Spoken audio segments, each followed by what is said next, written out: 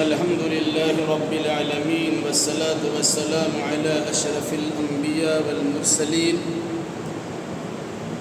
نبينا محمد وعلى آله وأصحابه أجمعين. أعوذ بالله من الشيطان الرجيم. بسم الله الرحمن الرحيم. ما أصاب من مصيبة إلا بإذن الله ومن يؤمن بالله يهدي قلبه والله بكل شيء عليم. وأطيعوا الله وأطيعوا الرسول فإن توليتم فإنما على رسولنا البلاغ المبين. الله لا إله إلا هو وعلى الله فليتوكل المؤمنون.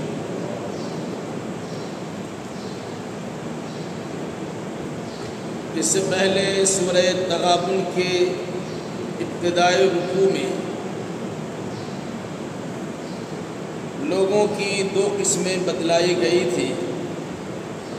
کچھ لوگ مومن ہوتے ہیں اور کچھ لوگ کافر ہوتے ہیں.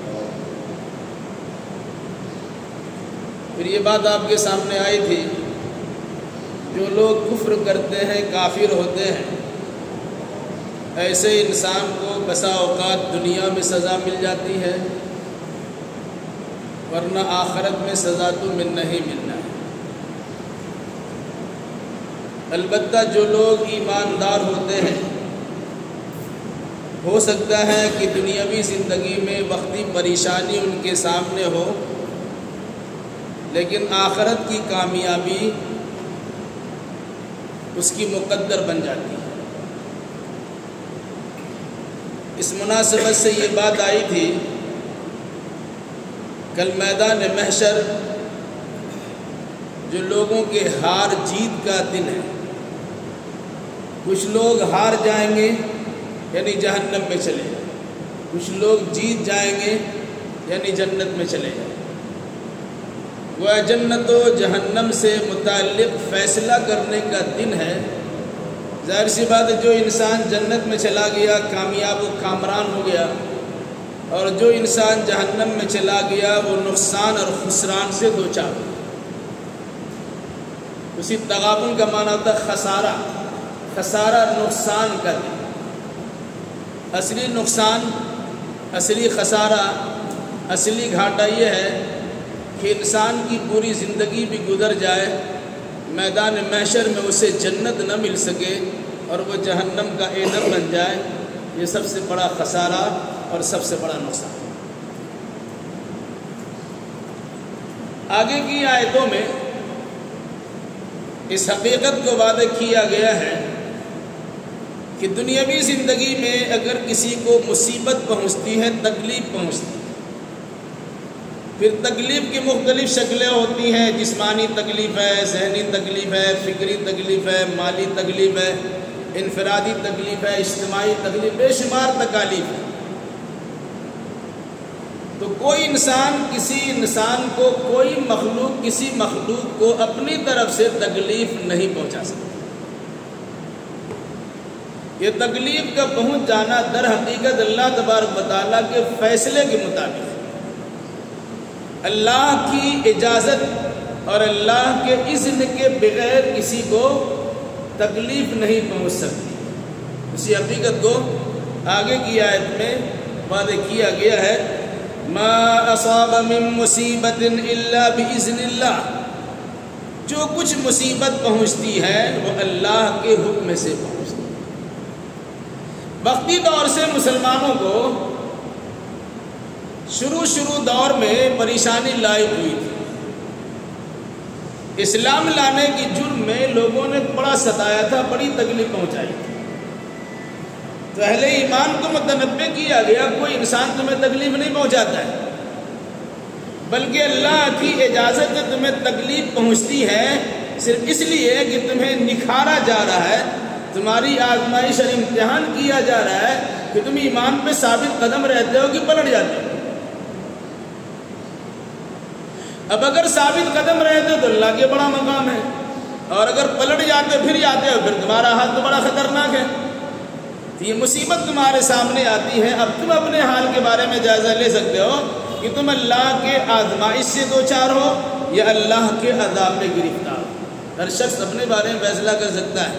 مصیبت سے دوچار ہوا تو کبھی کبھی آزمائش بھی ہوتی ہے اور کبھی کبھی اللہ تبارک و تعالیٰ کی جانب سے عذاب بھی ہوتا ہے۔ یہ دوسرا فیصلہ نہیں کر سکتا، لیکن اپنے بارے میں ہر شخص فیصلہ ضرور کر سکتا ہے۔ وَمَن يُؤْمِن بِاللَّهِ يَهْدِ قَلْبَهُ، جو انسان اللہ پر ایمان رکھتا ہے اللہ اس کے دل کو صحیح راستہ دکھاتا ہے، یہ صحیح بات اس کے دل میں راسخ کر دیتا ہے، جما دیتا ہے۔ گویا اگر کوئی انسان مومن ہے اور اس کا دل صحیح سالم نہیں ہے اور دین اسلام پر قائم و دائم نہیں ہے، اس کا مطلب اس کا ظاہری ایمان حقیقت میں ایمان کی چاشنی اور اس کا مزہ اس کو ملا نہیں۔ ورنہ جو انسان ایماندار ہوتا ہے مصیبت کی گھڑی میں بھی وہ ثابت قدم رہتا اور غلط راستہ سوچنے کے بجائے، غلط رویہ اختیار کرنے کے بجائے صحیح سمت پر قائم و دائم رہتا۔ اسی کو اللہ نے تعبیر کیا ہے، جو اللہ پر ایمان رکھتا ہے یہدی قلبہ، اللہ اس کے دل کو ہدایت پر رکھتا ہے، اللہ اس کے دل کی صحیح رہنمائی کرتا ہے اور صحیح ڈگر پہ چلاتے رہتا ہے۔ واللہ بکل شیء علیم، اللہ ہر چیز کو جاننا ہے۔ اگر آپ کو تکلیف پہنچی ہے، یہ بھی اصول یاد رکھیے، لا یکلف اللہ نفسا الا وسعها، کسی انسان پر اتنا بوجھ نہیں ڈالا جاتا جتنا بوجھ برداشت کرنے کی طاقت اس کے اندر نہیں ہوتی۔ اگر وقتی پریشانی آپ کے اندر آئی ہے تو اللہ تبارک و تعالیٰ جان رہا ہے کہ اتنا بوجھ آپ اٹھا سکتے ہیں، اتنی پریشانی جھیل سکتے ہیں، اتنی مصیبت کو برداشت کر سکتے ہیں، اللہ اسی اعتبار سے مصیبت دیتا ہے۔ اب اگر کوئی انسان مصیبت برداشت کرنے کے لائق ہی نہیں ہے، ایسی مصیبت اللہ دیتا بھی نہیں۔ یا اس کے علاوہ احکام شریعہ کی پابندی کرنے کا حکم اللہ دیتا ہے تو وہی حکم دیتا ہے جس حکم کو انسان بجا لا سکتا ہے، جو نہیں بجا لا سکتا اللہ کی جانب سے انسان پر ایسا حکم عائد اور نافذ ہی نہیں ہوتا۔ وَأَطِيعُوا اللَّهَ وَأَطِيعُوا الرَّسُولَ فَإِن تَوَلَّيْتُمْ فَإِنَّمَا عَلَىٰ رَسُولِنَا الْبَلَاغُ الْمُبِينُ، اے لوگو اللہ کی اطاعت کرو اور رسول اللہ کی اطاعت کرو۔ قرآن و حدیث میں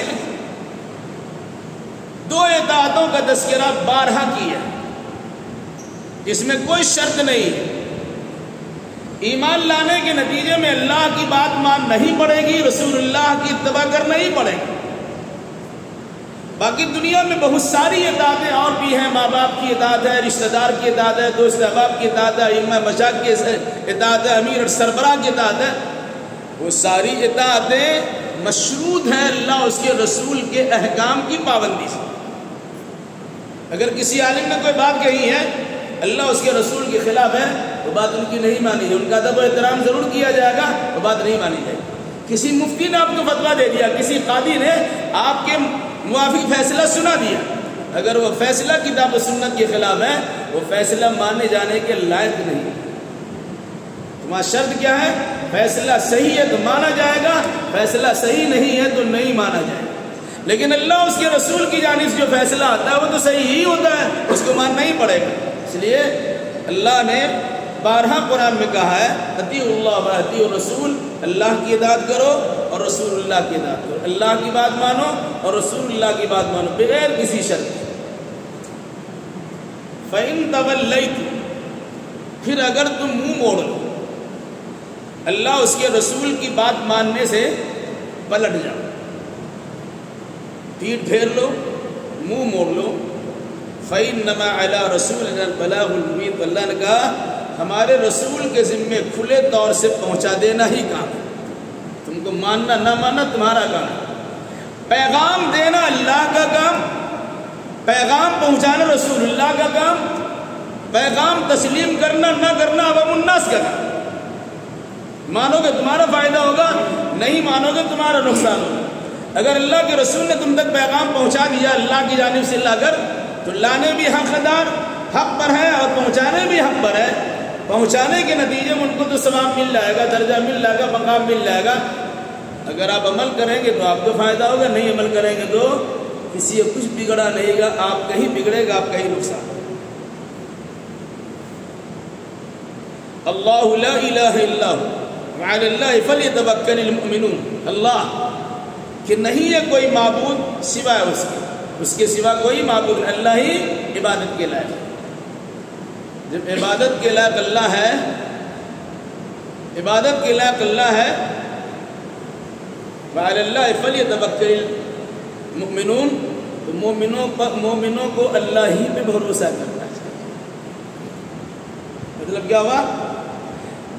بھروسہ کرنا بھی عبادت ہے، اور یہ عبادت بھی صرف اللہ کے لیے۔ اس طرح دوسری ساری عبادتیں اللہ کی ہوتی ہے، اسی طرح بھروسہ بھی آپ کا اللہ ہی پہ ہونا چاہیے۔ کسی انسان پر، کسی جمعیت و جماعت پر، کسی سربراہ اور کسی حکمراں پر توکل کرنا یہ نقصان سے خالی نہیں ہے۔ اگر آپ اللہ پہ بھروسہ کرتے ہیں تو حالات جیسے بھی کٹھن کیوں نہ ہو، اللہ آپ کے حالات کو سدھار دے گا۔ اس لیے ایمان کا تقاضا یہ ہے کہ آپ بھروسہ اللہ پہ کیجئے۔ فرمایا وعلی اللہ فلیتوکل المؤمنون، مومنوں کو صرف اللہ ہی پر بھروسہ کرنا چاہیے۔ آج ہمارا حال کیا ہے؟ اللہ کو بالا طاق رکھ دیتے ہیں، اللہ کو پیچھے چھوڑ دیتے ہیں، اور مختلف قسم کی پگڈنڈیوں کو پکڑے ہوئے ہیں، اور اسی پر ہمارا بھروسہ توکل ہے۔ ہم سوچتے ہیں ہمارا سارا کام کریں گے، یہ وجہ ہے کہ انسان نقصان سے دوچار ہوتا ہے اور اس کو کچھ نہیں۔ یا ایھا الذین آمنوا ان من ازواجکم واولادکم عدوا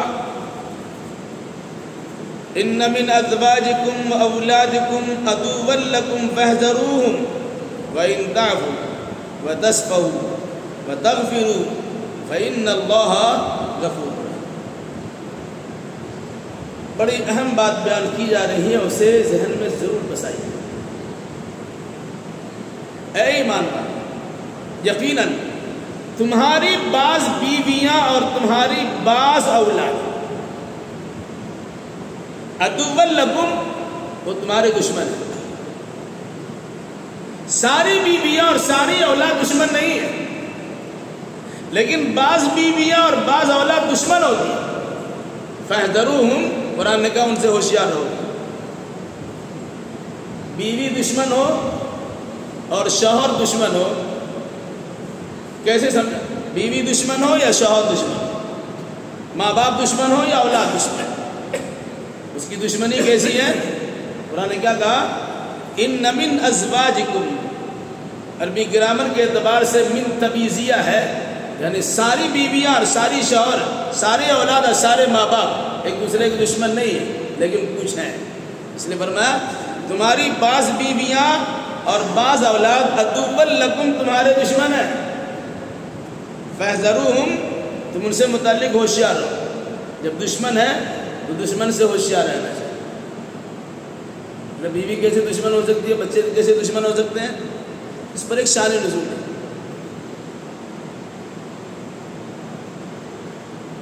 شروع دور میں ایمان لانے کے بعد ہجرت کرنا ضروری تھا۔ مکہ ہو یا کسی دیگر جگہ پر ایمان لائے، آپ کے ایمان کا اعتبار اس وقت تک نہیں ہوتا تھا جب تک کہ آپ کو سب تمام چیزیں چھوڑ چھاڑ کر مدینہ آنا نہ پڑ جائے، مدینہ آنا ہے، کیونکہ مدینہ میں چھوٹی ریاست کا قیام عمل میں آ چکا تھا، جہاں سے پوری دنیا کو اسلام کی تعلیم دی جا سکتی، دی جائے گی۔ اس مناسبت سے ایک اسٹیٹ قائم ہوا، ریاست مدینہ، کیا سب کو وہاں پہنچنا ہے۔ کچھ لوگ اپنے بیوی اور بچوں کی محبت میں ہجرت نہیں کی، ہم چلے جائیں گے، میری بیوی کیا ہوگا، میرے بچے کیا ہوگا۔ جو لوگ چلے گئے وہ فائدے میں رہے، بہت ساری چیزیں انہوں نے سیکھ لی، اللہ کے نبی صلی اللہ علیہ وسلم کی مجلس میں رہنے کے نتیجے میں دین کا بہت سارا مسئلہ سیکھ لیا۔ اس مناسبت سے پیچھے رہ گئے۔ جب پیچھے رہ گئے تو ان کو اپنی بیویوں پر اور بچوں پہ بڑا غصہ آیا کہ تمہاری میں سارا معاملہ ہو گیا، تمہاری چکر میں پڑ گئے، ہم ہجرت کر کے مدینہ نہیں جا سکے، بہت سارے خیر کے کام میں پیچھے رہ گئے۔ جب ہوش آیا تو بیوی بچے پہ غصہ ہونا شروع ہوا، تو قرآن نے اس میں بھی کہا ہے کہ درگزر سے کام لو، جو ہو گیا، لیکن آئندہ کے لیے خیال رکھنا کہ تمہاری بعض بیویاں اور تمہارے بعض بچے تمہارے دشمن ہوتے. دشمن کس معنی کر کے؟ تمہیں اللہ اس کے رسول کے فرمان پہ عمل کرنا چاہیے تھا، لیکن بیوی بچوں کے نتیجے میں تم اللہ اس کے رسول کے فرمان سے منہ موڑ لیتے ہو. اس کی محبت میں تم اس طرح فدا ہوتے ہو کہ اللہ اس کے رسول کے احکام پیچھے رہ جائے کوئی پرواہ نہیں ہے، لیکن بیوی بچے ہمارے آگے رہنے چاہیے. اسی چیز کو قرآن نے تعبیر کیا ہے، اے ایمان والو یقیناً تمہاری بعض بیویاں اور تمہاری بعض اولاد عدو لکم تمہارے دشمن، فاحذروہم ان سے ہوشیار رہو. یعنی دیکھو کون بیوی دشمنی کرتی ہے، کون بچہ دشمنی کرتا ہے. تو دشمنی کرنے والے بیوی اور دشمنی کرنے والے بچوں کا ہاں یہاں نہ ملاؤ، بلکہ ہوشیار رہو. جو صحیح ہوگا اسی پر عمل کرنا، چاہے تمہارے خلاف تمہاری بیوی ہو جائے، تمہارے بچے ہو جائے، اس کی پرواہ نہیں کرنا. وَإِن تَعْفُوا وَتَصْفَحُوا وَتَغْفِرُوا اگر تم معاف کر دو، تصفحوا درگزر کر دو، تغفروا ان کو بخش دو، فَإِنَّ اللَّهَ غَفُورٌ رَحِيمٌ تو اللہ تعالیٰ بڑا بخشنے والا، بڑا رحم کرنے والا. یعنی تمہاری بیوی اور بچوں کے نتیجے میں دین سے تم پیچھے رہ گئے، اس کا یہ مطلب اب نہیں ہے کہ تم بیوی بچوں کو بالکل چھوڑ دو. تمہاری بھی غلطی شامل تھی، تم اس پر زیادہ فریفتہ کیوں گئے؟ ایک طرفہ معاملہ نہیں تھا، انہوں نے محبت کا اظہار کیا، اپنی طرف ٹالنے کی کوشش کی، اب ٹلے گئے، ٹل کے ان کی طرف چلے گئے. خدائی آپ سے بھی ہوئی ہے. اگر آپ چاہتے ہیں کہ اللہ آپ کو بخش دے، آپ کی مغفرت کر دے، آپ بیوی بچوں کو معاف کر دیجیے، انہیں صحیح انداز میں سمجھانے کی کوشش کی. اس لیے فرمایا کہ اگر آپ لوگ تعفو معاف کر دیں، تصفحوا درگزر کر دیں، وتغفروا ان کی بخشش کے لیے دعا کریں یا بخش دیں، فإن اللہ غفور رحیم یقین اللہ تعالیٰ بڑا بخشنے والا، بڑا رحم کرنے والا. انما اموالکم واولادکم فتنہ واللہ عندہ اجر عظیم. یقیناً تمہارا مال اور تمہاری اولاد امتحان کا ذریعہ ہے تمہارے لیے. اولاد بھی اور مال بھی اللہ تعالیٰ مال کے ذریعے بھی آزماتا ہے اور اولاد کے ذریعے بھی آزماتا ہے. یہی وجہ انسان جب آزمائش میں فیل ہوتا ہے، ناکام ہوتا ہے، تو مال کمانے کا دھن اس طرح سوار ہوتا کہ حلال و حرام کی تمیز کیے بغیر مال کا انبار لگا لیتا. اور یہ مال کیوں کماتا ہے؟ آدمی سوچتا کیا ہے؟ کہ بچے آرام سے رہیں گے، گھر کے لوگوں کو سکون پہنچائیں گے. تو بیوی بچوں کی محبت میں اور مال و دولت کی محبت میں انسان اس طرح سرگردہ، حیران و پریشان ہوتا ہے کہ اللہ اس کے رسول کے احکام و قوانین کو بالائے طاق رکھ دیتا ہے. یہی تربیت اس کی آزمائش اور امتحان ہے. تو امتحان میں کامیاب ہوا یا ناکام ہوا. قرآن نے یاد دلائے، سنو، یقیناً تمہارے مال اور تمہاری اولاد فتنۃ فتنہ ہے، آزمائش کا ذریعہ ہے. ایسا نہ ہو کہ مال ہو جانے کے نتیجے میں تمہارا پیر زمین پہ نہ رہے، تم عرش معلیٰ پہ دوڑنا شروع کرو. ایسا بھی نہیں ہے کہ بچے ہو جانے کے نتیجے میں سب کو بھول جاؤ اور بچے ہی تمہارا سب کچھ ہو جائے. اور کیجیے گا، جب تک بچوں کی شادی نہیں ہوتی ماں باپ بڑے اچھے ہوتے ہیں. بچوں کی شادی ہوتی ہے، بیوی بچے زیادہ اچھے ہو جاتے ہیں. تو یہ آزمائش تھی. کیا بیوی بچوں کی محبت پر وارفتہ ہے کہ ماں باپ کی محبت کا بھی خیال کر دیں؟ پھر ماں باپ بھی کبھی کبھی آزمائش کے ذریعہ ہو جاتا ہے کہ بیوی بچوں کی ذمہ داری آپ پر ہے، آپ نے نکاح پڑھا کے اپنے گھر میں لایا. اس ماں باپ کی بات نہیں مانی جائے گی جو ماں باپ کی کتاب و سنت کی خلاف ورزی کرتے ہوئے آپ کے بیوی بچوں سے منع کریں. یہ بھی چیز اس مناسبت سے کہا گیا کہ بیلنس برابر رکھو، انصاف کے ترازو کو قائم رکھو.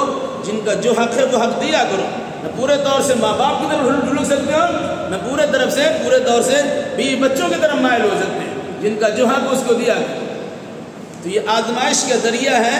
اب امتحان میں فیل کریں گے اپنا نقصان کریں گے، کسی اور کا نقصان نہیں.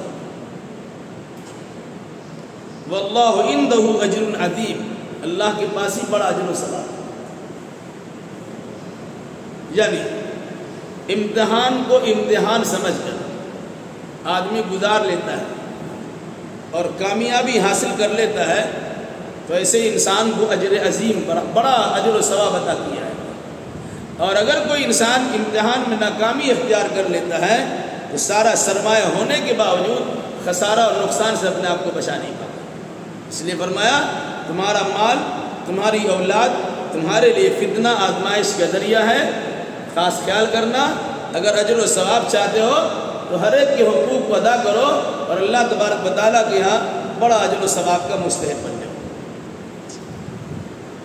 فاتقوا اللہ ما استطعتم واسمعوا وأطیعوا وانفقوا خیرا لانفسکم ومن یوق شح نفسہ فاولئک هم المفلحون. بس اللہ سے ڈرتے رہو مستطعتم جہاں تک تم سے ہو سکے. جتنی استطاعت ہے جتنی طاقت و قوت ہے جہاں تک تم اللہ سے ڈر سکتے ہو اتنا تو ڈرنا تمہارے لازم و ضروری ہے. واسمعوا اللہ اس کے رسول کے احکام کو سنو. واطیعوا اور اللہ اس کے رسول کی بات کو مان لو اس کی فرما برداری کرو. وانفقوا خیرا لانفسکم اور خرچ کرو فی سبیل اللہ اللہ کے راہ میں مال خرچ کرو. خیرا لانفسکم اپنے بھلائی کے لیے یا اللہ کی راہ میں مال خرچ کرو اپنے فائدے کے لیے. انسان جو کچھ بھی خرچ کرتا ہے اللہ کی راہ میں وہ اللہ کے جمع ہو جاتا ہے اور اللہ بڑھا چڑھا کتنا دے گا جو انسان کے تصور سے بال آتا رہے اتنا انسان سوچ بھی نہیں سکتا. جو فرمایا کہ اللہ سے ڈرتے رہو جہاں تک تم سے ہو سکے. جتنی استطاعت ہے جتنی طاقت و قوت ہے جتنا ڈرنے کی تمہارے اندر صلاحیت ہے اتنا تم کو تو ڈرنا ہی ڈرنا ہے. ظاہر سی بات ہے جب اللہ سے ڈرو گے تو اللہ اس کے رسول سے ڈرنے کا مطلب یہ نہیں ہوتا کہ ڈر کے بھاگ جاؤ گے. اللہ سے ڈرنے کا مطلب یہ ہوتا ہے کہ اللہ اس کے رسول کے احکام کی پابندی کرو. لیکن انسان جب دشمن سے ڈرتا ہے تو بھاگتا ہے اور ایک انسان جب اللہ سے ڈرتا ہے تو اللہ کے گھر کے قریب آتا ہے. جو قریب آتا ہے کہ اللہ کی نافرمانی کریں گے تو اللہ کا عذاب آ جائے گا یہ ڈرنا ہوتا ہے. اس لیے اللہ کے قریب آتا ہے اللہ گھر کو سنوارتا ہے اللہ گھر میں آ کر اللہ کی بندگی کرتا ہے یا جہاں کہیں بھی رہتا ہے اللہ تعالیٰ کے قریب ہونے کی کوشش کرتا ہے سجدہ کرتا ہے اللہ کے قریب ہو جاتا ہے. فرمایا استطاعت بھر تم اللہ سے ڈرو اور اللہ اس کے رسول کی بات کو سنو. واطیعوا اور اللہ اس کے رسول کی اطاعت و فرما برداری کرو. اور سنو تمہارے پاس اگر کچھ ہے خرچ کرنے کی طاقت تم رکھتے ہو تھوڑا بہت جو بھی ہو اس مناسبت سے اس چیز کو مد نظر رکھو. وانفقوا فی سبیل اللہ خرچ کرو اللہ کے راہ میں خرچ بھی کرتے رہا کرو. کیوں؟ خیرا لانفسکم یہ تمہارے حق میں بہتر ہے. کیوں بہتر ہے؟ جتنا مال آپ نے کمایا جو کھا لیا وہ کھا لیا جو پہن لیا وہ پہن لیا جو گنوا دیا وہ گنوا دیا. جو کچھ چھوڑ کے جائیں گے آپ کا مال نہیں ہوگا وہ آپ کی وارثین میں تقسیم ہو جائے. آپ کا فائدہ اسی مال سے ہوگا جس مال کو آپ نے اللہ کے راہ میں خرچ کر دیا وہ اللہ کے جمع ہو گیا. تو مال کے خرچ کرنے کی 3 صورتیں ہوتی ہیں. ایک تو ایک انسان خود اپنے اوپر خرچ کر لیا کھا پی کے برابر کر دیا.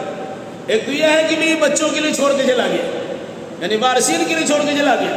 اور ایک یہ کہ اللہ تبارک و تعالیٰ کی راہ میں لگا کر کے وہ اپنے لیے ذخیرہ آخرت بنا لیا. تو جو انسان اپنا مال خرچ کرتا ہے خیر سمجھ کر قرآن میں مال کو خیر کہا ہے. وہی مال شر بھی بن جاتا ہے وہی مال خیر بھی ہوتا ہے. اسی مال کے ذریعے سے انسان اللہ کی بندگی کر کے اللہ کے راہ میں خرچ کر کے بڑا درجہ حاصل کر لیتا ہے اور اسی مال کے چلتے انسان آزمائش سے دوچار ہو کر اپنی عاقبت کو برباد بھی کر لیتا ہے. تو کہا جو انسان اللہ کی راہ میں خرچ کرتا ہے خیرا لانفسکم وہ اپنی بھلائی کے لیے سامان کرتا ہے. دوسرا حکم یہ ہے کہ تم خرچ کرو اللہ کی راہ میں مال کو لانفسکم اپنے فائدے کے لیے. پھر کیا ہوگا؟ وَمَن يُوقَ شُحَّ نَفْسِهِ فَأُولَٰئِكَ هُمُ الْمُفْلِحُونَ. مال خرچ کون کرتا ہے؟ جو بخیل و کنجوس ہوتا ہے وہ خرچ نہیں کرتا. جو مال کا حریص و لالچی ہوتا ہے وہ سینت کر گن گن کے رکھتا ہے. تو جس انسان کو حرص و لالچ سے بچا لیا جاتا وہ انسان مال کو اللہ کی جانب سے ایک ذریعہ سمجھ کر اسے خرچ کر کے اللہ کی قربت و نزدیکی حاصل کر لیتا ہے. اسی کو فرمایا وَمَن يُوقَ شُحَّ نَفْسِهِ، جو انسان اپنے نفس کے حرص و لالچ سے بچا لیا گیا، یا جو انسان اپنے دل کی تنگی اور بخالت و کنجوسی سے محفوظ رکھا گیا، فَأُولَٰئِکَ هُمُ الْمُفْلِحُونَ، وہی لوگ کامیاب ہیں. اگر کامیابی چاہتے ہیں تو مال کی محبت پر فریفتہ ہونے کے بجائے مال کو ضرورت کا سامان سمجھیے اور اسے اللہ کی راہ میں خرچ کیجیے، اور ساتھ ساتھ اس کے جو حقوق ہیں اس کی ادائیگی میں اس کا صرف کیجیے. ان تقرضوا اللہ قرضا حسنا یضاعفہ لکم ویغفر لکم واللہ شکور حلیم. اور اگر تم اللہ کو قرض حسنا دیتے، قرض کی دو صورت ہوتی ہے. ایک انسان کسی کو قرضہ دیا، اس سے مطالبہ رہتا ہے فلاں تاریخ ہم کو دے دو کہ بھائی یہ عام قرض ہوا. ایک انسان کسی کو قرض اس معنی کر کے دیا، اس کو دے ہی دیا، اس سے مطالبہ نہیں ہے، ضرورت مند ہے، آپ نے اس کی مدد کر دی. کسی بندے مومن کو مدد کرنا یہ در حقیقت اللہ کو قرض حسنا دینا ہے. آپ نے کسی کو دیا اور دیکھ رہے کہ وہاں سے ملنے کی امید بھی نہیں ہے، چھوڑ بھی دیا. یا آپ نے کسی کو کچھ قرض دیا اور قرض دینے کے ساتھ اسے مطالبہ رکھا، یہ بھی کوئی کم اہم چیز نہیں ہے. بھائی ضرورت کے وقت میں کسی انسان کا کام آ جانا یہ بہت بڑی بات ہے. لیکن ایک انسان آپ کے سامنے آ گیا منہ بنا کر ہم کو اتنا قرضہ دے دیا ہم دے دیں گے، آپ ان کے حالات کو دیکھیے، وہاں سے قرض کی واپسی ہو سکتی کہ نہیں ہو سکتی ہے. اسی اعتبار سے اگر آپ سوچتے ہیں کہ اس کی ضرورت پوری کر دیں، پورا ہی دے دیجیے. یہ سوچ کر مل گیا تو الحمدللہ، نہیں ملا تو الحمدللہ. تو آدمی اس سلسلے میں پریشان نہیں ہوتا ہے. دیکھیں 70 جگہ بولتے ہیں ہم کو فلاں جگہ کا آدمی دیا تھا اور اس کے بعد واپس ہی نہیں ہو رہا ہے. تو آپ ان کے حالات کو دیکھیے، ان کا تعاون کر دیجئے، یا اس کے ساتھ ساتھ اگر آپ چاہتے ہیں کہ پورے طور سے قرض حسنا کے طور پہ دے دیجئے، یا پھر مطالبہ کرنا تو مطالبہ کیجیے، وہ آپ کا معاملہ ہے. لیکن جو انسان اللہ کے بندوں پہ اللہ کی خوشنودی کے حصول کے لیے خرچ کرتا ہے، دین کے راستے میں خرچ کیا، کسی غریبوں کی مدد کر دی، کسی بیمار کرسی کی یا بیماروں کی عیادت کرتے ہوئے اسے مال کا تعاون کر دیا، ضرورت مندوں کی ضرورت کی تکمیل آپ نے کر دی ہے، یہ سارا کام اللہ کو قرض حسنا دینا ہے. پھر قرض حسنا میں لفظ حسنا پہ غور کریں گے، ایک خاص چیز آپ کے سامنے آئی. حسنا احسان سے بنا ہے، اور احسان کی تعبیر قرآن حدیث میں بطور خاص اخلاص سے کی گئی. اگر آپ نے کسی کو قرضہ دیا اخلاص کے ساتھ، مطلب کیا ہے؟ اس قرض پر کسی کو تنگ نہ کرنا، ساتھ ساتھ اس قرض کا تذکرہ دوسروں کے سامنے کر کے اسے ذلیل و خوار نہ کرنا. ایک انسان کسی کو کچھ دیا، 70 جگہ بول بھی رہا ہوتا ہے، ایک اس کی عزت ناموس کی آپ نے تار کر دیا، دوسرا خلوص للہ کے نہ ہونے کے نتیجے میں اپنے اعمال کو آپ نے برباد کر دیا.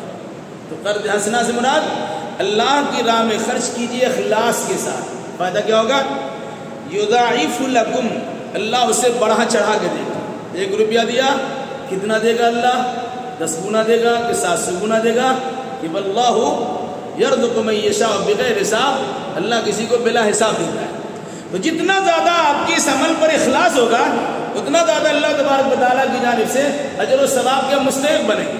اس نے فرمایا یضاعف لکم، اللہ اسے تمہارے لیے بڑا چڑھا کے دے دے گا.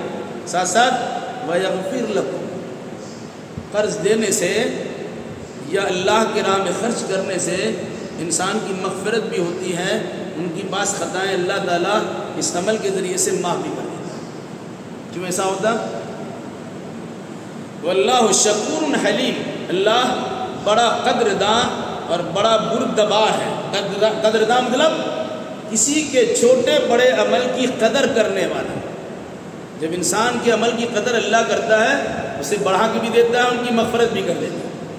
بردبار کا مطلب یہ ہے کہ اللہ تبارک و تعالیٰ بڑا برداشت کرنے والا ہے کہ مال تو اللہ کا ہے، انسان اللہ سے حاصل کرتا مال کو کسی غیر کو دیتا ہے اور اس پر اپنی بڑائی کا اظہار کرتا ہے. اللہ تعالیٰ جائے فوراً اس کا مال چھین لے، لیکن اللہ تعالیٰ ایسی حرکتوں پر فوراً گرفت نہیں کرتا ہے بلکہ انسان کو سدھرنے کا، سنورنے کا، اختیار کرنے کا موقع دیتا ہے کہ تم اپنے آپ کی اصلاح کرو.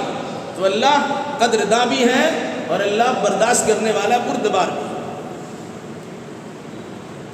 عالم الغیب والشہادۃ العزیز الرحیم، عزیز الحکیم، پوشیدہ اور ظاہر چیزوں کو جاننے والا ہے، غلبہ والا اور حکمت والا. اللہ انسان کے پوشیدہ اور ظاہر تمام عملوں کو جانتا ہے. کس نیت سے، کس جذبے، کس تمنا، کس ارادے سے کوئی کام آپ نے کیا ہے اس کو جانتا ہے. ظاہری شکل میں کوئی کام کیا ہے اللہ اس کو بھی جانتا ہے. چھپا کے کوئی کام کیا اللہ اس کو بھی جانتا ہے. ظاہر سی بات ہے. پھر اللہ تعالیٰ غلبہ والا ہے. اس غلبہ کے تقاضے کے پیش نظر اگر اللہ کی دھرتی پر کوئی ظلم بربریت کرتا ہے، اللہ اپنی طاقت و قوت کے نتیجے میں فوراً زمین میں دھسا سکتا ہے، کیونکہ اللہ اس کا غلبہ رکھتا ہے، اس کی طاقت رکھتا ہے. لیکن اللہ حکیم حکمت والا ہے. حکمت کا تقاضا یہ ہے کہ بندوں کو اصلاح کرنے کا موقع دیا. اس مناسبت سے اس سے غلطیاں جب ہو جاتی ہے تو اللہ تبارک و تعالیٰ اس کی رسی کو ڈھیل کر دیتا ہے. ذرا سے دیکھ لو، شاید سمجھ میں آ جائے تو آدمی اصلاح کر لیتا ہے، اس کی خطائیں بخش دی جاتی ہیں. اگر اصلاح نہیں کرتا ہے پھر وہ رسی اتنی زیادہ ڈھیل ہوتی ہے، اس مقام پہ پہنچنے کے بعد اللہ سنستدرجہم من حیث لا یعلمون، ہم ایسی جگہ سے اسے ٹان دیتے ہیں کہ جہاں ان کا احساس بھی نہیں ہوتا. تو اللہ غلبہ والا ہے، فوراً عذاب دے سکتا ہے، لیکن اللہ حکمت والا ہے، اس لیے اللہ تبارک و تعالیٰ فوراً عذاب نہیں دیتا. اس مناسبت سے ہمیں اپنے اعمال کا جائزہ لینا چاہیے. اس رکوع میں بطور خاص جو بات آپ کے سامنے آئی وہ یہ ہے کہ مصیبتیں پہنچتی ہیں تو اللہ کی طرف سے کوئی کسی کو مصیبت میں ڈال نہیں سکتا. یہ الگ سی بات ہے. انسان کسی کو مورد الزام ٹھہراتا ہے اور اس کے خلاف عداوت و دشمنی کو پالتا رہتا ہے. یہ دیکھ لیجئے معاملہ اللہ کی طرف سے. دوسری بات یہ ہے کہ اللہ آپ کی جانب سے پیغام کا دینا ہوتا ہے، رسول کی جانب سے پیغام لے کر بندوں تک پہنچانا ہوتا ہے. بندوں کا کام ہوتا ہے پیغام کو قبول کرنا یا پیغام کو رد کر دینا. تو جو انسان قبول کرتا ہے کامیاب ہوتا ہے، جو انسان رد کرتا ہے ناکام ہو جاتا ہے. پھر یہ بات آئی تھی کہ بعض بیویاں اور بعض اولاد انسان کے دشمن ہوا کرتے ہیں. دشمن اس معنی کر کے کہ وہ اللہ اس کے رسول کے احکام پر عمل کرنے سے روکتے ہیں. اب اس کی محبت میں فریبتا رہیے، اللہ اس کے رسول کے فرمان کی دھجیاں اڑتے رہے، پرواہ نہیں ہے، لیکن بیوی بچوں کی محبت میں سارے کارنامے انجام دیتے رہیے. ویسے بیوی بچے آپ کے دشمن ہیں، یہاں کے لیے اگر دشمن نہیں ہے تو آخرت کی کامیابی کے راستے میں رکاوٹ ضرور ہے. اس کا خاص خیال کرنا چاہیے. پھر یہ بات بھی آپ کے سامنے آئی تھی کہ اولاد ہو یا مال تمہارے لیے آزمائش کا ذریعہ ہے. انسان کو نہ مال پہ فخر کرنا چاہیے نہ اولاد پہ تکبر کرنا چاہیے، بلکہ یہ دونوں اللہ تبارک و تعالیٰ کی جانب سے بطور نعمت بھی ہے اور بطور آزمائش و عذاب بھی ہے. اگر ان کا صحیح استعمال کیا ہے تو کامیابی ملے گی، اور اگر غلط استعمال کیا ہے دنیا ہی پکڑ ہو سکتی ہے، آخرت میں مجرم کی طرح گرفتاری آپ کی ہو سکتی ہے. پھر کہا اللہ سے ڈرتے رہنا چاہیے، اللہ اس کے رسول کے احکام کو سنتے رہنا چاہیے، اللہ اس کے رسول کے فرمان کی پابندی کرتے رہنا چاہیے، جو کچھ اللہ نے دیا اس میں سے کچھ خرچ بھی کرتے رہنا چاہیے، یہ سوچتے ہوئے کہ اللہ کی جانب سے یہ مال ہے، ہم اللہ کے بندوں پر اللہ کے دین میں اور دین کی سربلندی کے لیے خرچ کرتے رہیں گے تو اللہ اس کا بہتر سے بہتر ہمیں بدلہ دے گا، بڑھا چڑھا کے ثواب ہمیں عطا کرے گا. اور ساتھ میں یہ بات آئی تھی کہ اللہ تبارک و تعالیٰ کے ہاں چھوٹے بڑے اعمال کی قدر ہوتی ہے. آپ جو بھی عمل پیش کریں گے اللہ اس کی قدر کرتا ہے. جس لائق ہے اس لائق آپ کو اجر و ثواب دے گا، اللہ ضرور دے گا. اور اگر ایسا نہیں ہے تو یہ دنیا اللہ کے یہاں ڈھیر نگری نہیں ہے کہ سب کا معاملہ ایک ساتھ ہو جائے گا، بلکہ اللہ کے یہاں چھوٹی بڑی چیزوں کی قدر ہوتی ہے. جو جس قدر کے لائق ہے اللہ اسے قدر کرتا ہے. علاوہ دی اخیر میں یہ بات آئی تھی کہ اللہ پوشیدہ اور ظاہر تمام چیزوں کا جاننے والا ہے، اچھا عمل ہو یا برا عمل، پوشیدہ طور سے کیا ہو یا چھپا کے کیا ہو، یہ اللہ تبارک و تعالیٰ کی علم میں. اللہ تعالیٰ چاہے گا فوراً پکڑ سکتا ہے، عذاب دے سکتا ہے، کیونکہ غلبہ والا ہے، طاقت و قوت والا ہے. لیکن اللہ کی حکمت کا تقاضا یہ ہوتا ہے کہ اللہ بندوں کو سدھرنے اور سنورنے کا موقع دیتا ہے کہ اللہ کے راہ میں اگر شیطان دخل اندازی کرتا اور خلاف ورزی کرنے پر اسے متعین و مقرر کر دیتا ہے تو اللہ تبارک و تعالیٰ بندے کو سدھرنے کا اور اصلاح کرنے کا موقع دیتا ہے. پھر اگر وہ اصلاح کر لیتا ہے تو اللہ ان کی خطاؤں کو بخش دیتا ہے۔ یہاں پہ سورۃ تغابن ختم ہوتی ہے، انشاءاللہ آئندہ سورۃ طلاق کی تفسیر ہوگی۔ اللہ تعالی ہمیں اور آپ کو اور جملہ مسلمانوں کو کتاب و سنت کی روشنی میں عقیدہ اعمال بجا لانے کی